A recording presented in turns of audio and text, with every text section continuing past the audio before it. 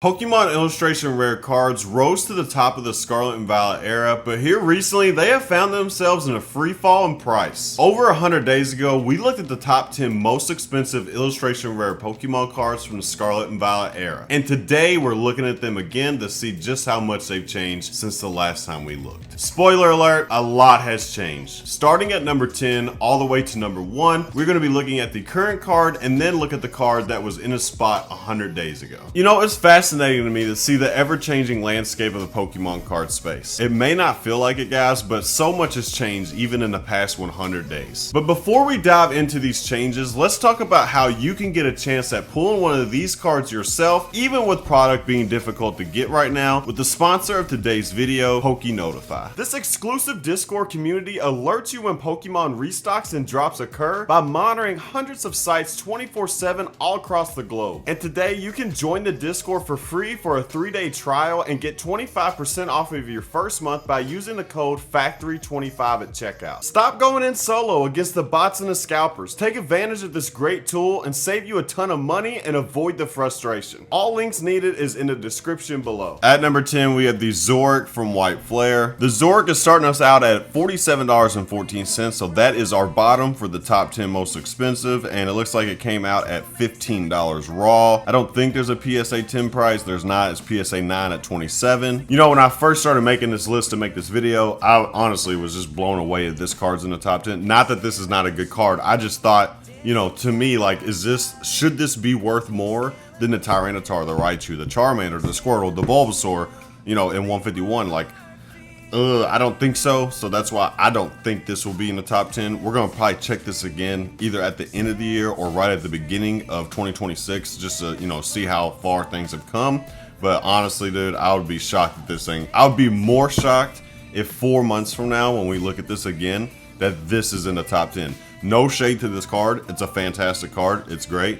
I just don't see this card being worth more than those others. Our previous number 10 was the Tyranitar from Paldea Evolved. At number 9, we have the Bulbasaur from Stellar Crown. And the Bulbs is coming in at $47.24. 3 months ago, this bad boy was sitting at $47.85, so it hasn't really, from 3 months ago till now, yeah, it's had a little, honestly, it looks a little like sideways. I know it's big waves here, but if you were to zoom out even more, it's probably just trading sideways. And a PSA 10, this thing still has no population count, which is pretty interesting to me, but it's coming in at $171. Been wondering this for a while, and I still don't really know how I feel. I think I like this card more than the Bulbasaur in 151, but I think the artwork is better in 151. Does that make sense? Like, I like this one more, but I will acknowledge that I think the 151 card is better. Bulbasaur from 151 has just never gotten the love it deserves.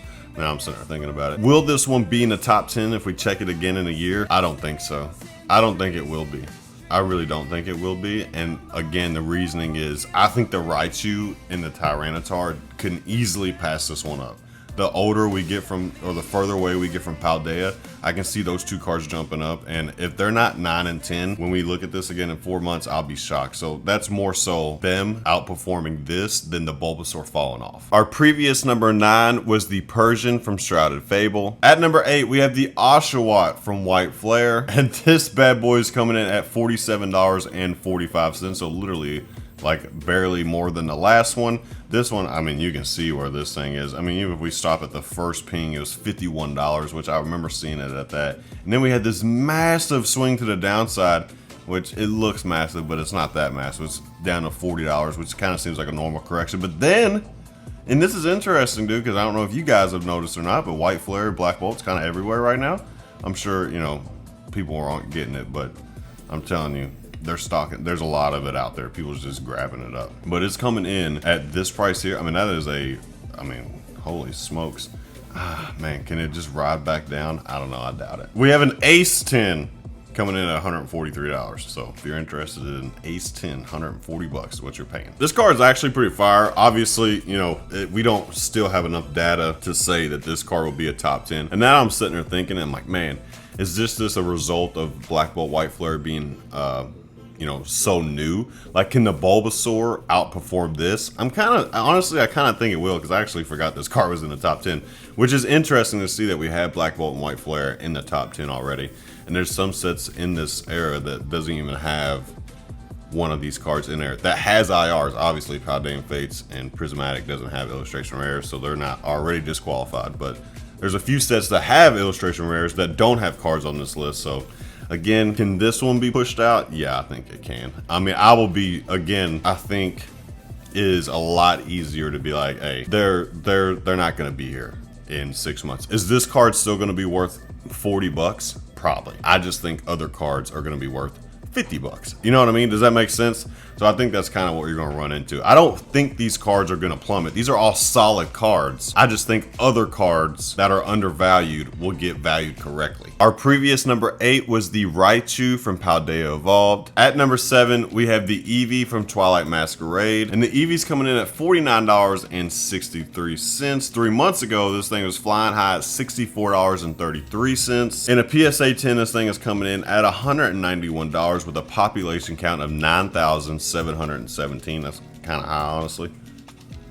For modern, though, I guess it's not high. I really, now I'm sitting there thinking about it. So the Eevee, I think this is going to continue to be a staple in the top 10, just with how popular Eevee is. The PSA 10 price should just continue to rise.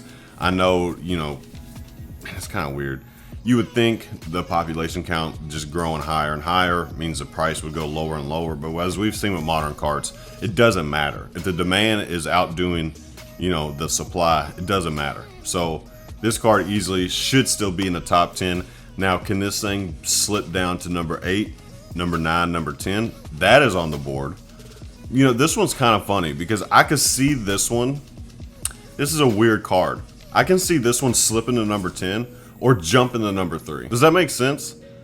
Like, because especially with how the markets are, you know, everybody's playing Puppet Master.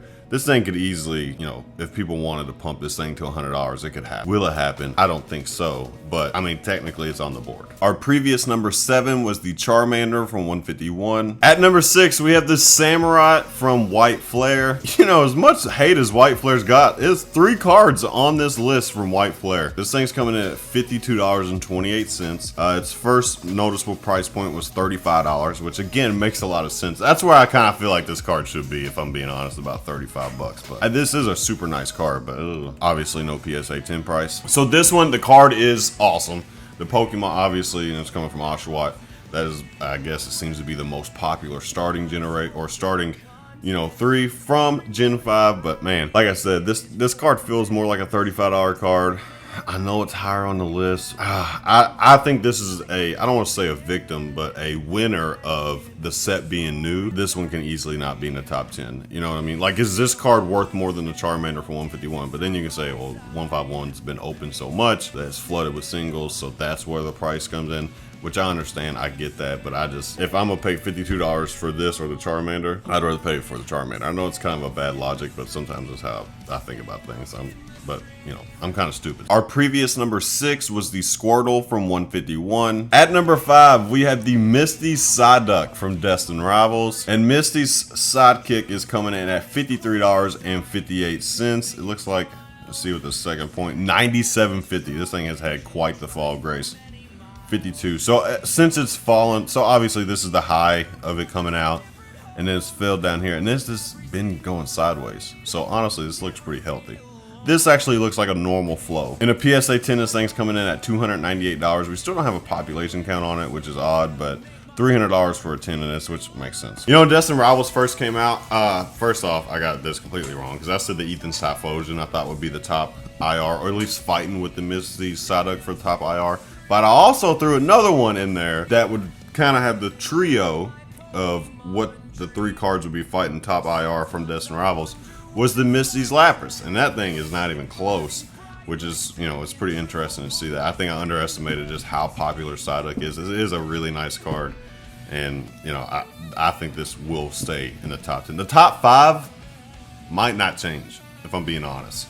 Like, it might stay this. The Misty Psyduck, I think for sure would be top 10 when we look at it again. Our previous number 5 was the Bulbasaur from Stellar Crown. At number 4, we have the Squirtle from Stellar Crown. The Squirtle's coming in at $54.03. 3 months ago, it was coming in at $60.84. In a PSA 10, this thing's coming in at $195 with no population count, which that seems oddly low. With our Squirtle here, you know, it's funny, the Stellar Crown gets all this hate, but it's got 2 of the top 10 IRs, and I will die on the hill that the Terapagos is severely undervalued. I think it's sitting at like $39 right now. That card is insane. I think that card is severely undervalued, but that's for another day. This Squirtle here, it's a small set, and there's only like 6 IRs in the whole set, so I understand, you know, this one, it's not the hardest to pull. But from what I've seen, it may be a little tricky to get PSA 10 quality. So maybe that's something that's justifying the price. I mean, it's the most expensive card in Stellar Crown, which is not obviously saying a lot. Nonetheless, I think this one is a staple for the top 10. When this card first came out, I was like, oh my God, this is my favorite card ever. I think it'll be top 10. Now, will it stay top 5? Top 4 even? Oh, probably. It probably will. It probably will stay top 5. I don't know if it'll stay in the 4 spot or if it can go higher than 4, but I think it'll probably stay in top 5. Our previous number 4 was the Squirtle from Stellar Crown. At number 3, we have the Groudon from Paradox Rift. This bad boy is coming in at $66.72. 3 months ago, it was coming in at $77.33. In a PSA 10, this thing is coming in at $338 with a population count of 4,042, which that seems actually pretty low for a modern Pokemon. I will also die on this hill that this is the most undervalued card in the entire era. There is no universe where this card is as much as it is right now. This should be a $100 card all day long. I think it's a no-brainer. This card is insane. It's kind of hard to pull. We've opened quite a bit of Paradox Rift. We haven't pulled many of these. I mean, it's definitely under 10 for sure. This card is awesome, dude. I love it. Severely undervalued. It will stay in the top 10. Top 3, it should be. It should be.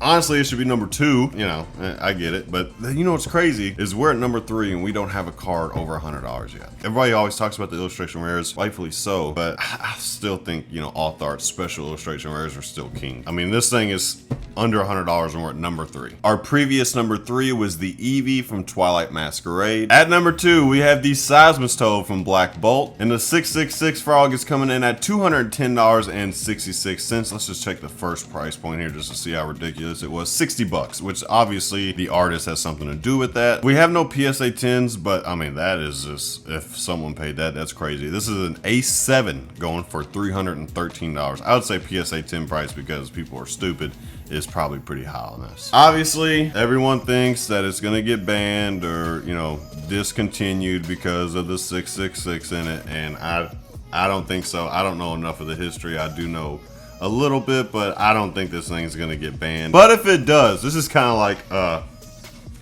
it reminds me of like when XRP didn't, you know, clear the SEC case yet. And then everybody, if it clears the case, it clears the case. This thing is gonna go to the moon. It never really went to the moon, but I guess it relatively did. But with this one, you know, if this thing does get banned, then yeah, this thing will go to the moon just because there's so much hype behind it. It's something I have a hard time picking it up at $200. On the flip side of that, no, I can't. There's no way. I can't. If I pull this card, I wouldn't sell it.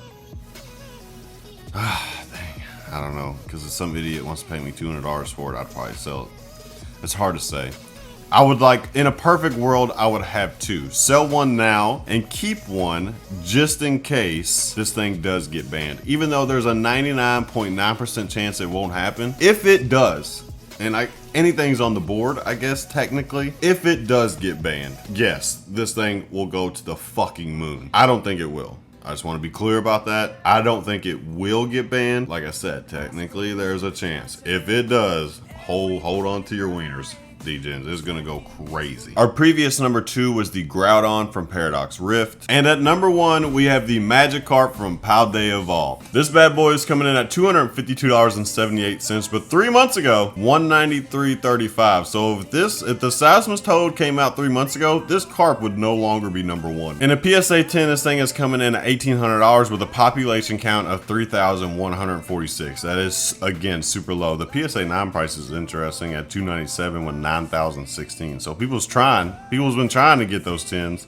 It just ain't working out. You know, with this card, I understand, you know, why this is the top card with the artist, the Gyarados, the Carp. Everything is fantastic in this card, okay? I get all that. It's not my favorite. I just don't see this card being taken down from the #1 illustration rare spot. Obviously, if the Semistoad gets banned, again, I don't think it will. If it does, yes, it will overtake the Magikarp. It won't be organic, it won't feel right. Technically, that can happen. I don't see that happening. I think the Magikarp will stay #1 throughout the history of the Scarlet and Violet era. You know, unless a card like the Lovebirds comes around, which I don't think it will, but I guess anything is possible. You know, that card was like 17 bucks forever, and now it's one of the most expensive cards in modern Pokemon. So anything can happen. You know what I mean? But with this one, I think it will stay #1. I think it will continue to be #1. I think it'll be #1 on the graded side of things. I think that it'll never leave the top 10 no matter what happens, but I think it's gonna never leave the #1 spot. I think this card is just gonna keep aging like fine wine. I think it is going to keep going up in a PSA 10, especially with those low numbers for modern Pokemon. Undisputed, #1 illustration rare in the Scarlet and Violet era. And our previous #1 was the Magikarp from Paldea Evolved. All right, guys, that's gonna do it for today's video. I hope you guys enjoyed this one. It's been a while since we've looked at the top 10 of these. Let me know if you guys want me to do the special illustration rares next. It's been a while since we looked at those as well, and with all the new stuff that's out, I think it'll be an interesting thing to look at. Also, I'm thinking about doing Destined Rivals with the booster boxes crossing over $300. You know, why? Why is this set still booming when everything else seems to be kind of leveling out? As always, guys, make sure you check out PokeNotify. Make sure you join our own personal Discord where the DGens just come and hang out. Be yourself, have a good time. I drop a bunch of stuff from my store there. Everybody's dropping, you know, knowledge where you can go, you know, buy stuff in store, online, whatever the case may be. If you're new to the hobby, you have questions, definitely feel free to come in and ask. Or if you just want to trade, plenty of people in there will trade with you as well. Thank you guys so much for watching. I appreciate all the love and support. I'll see you guys in the next one. PokeFactory out. Peace!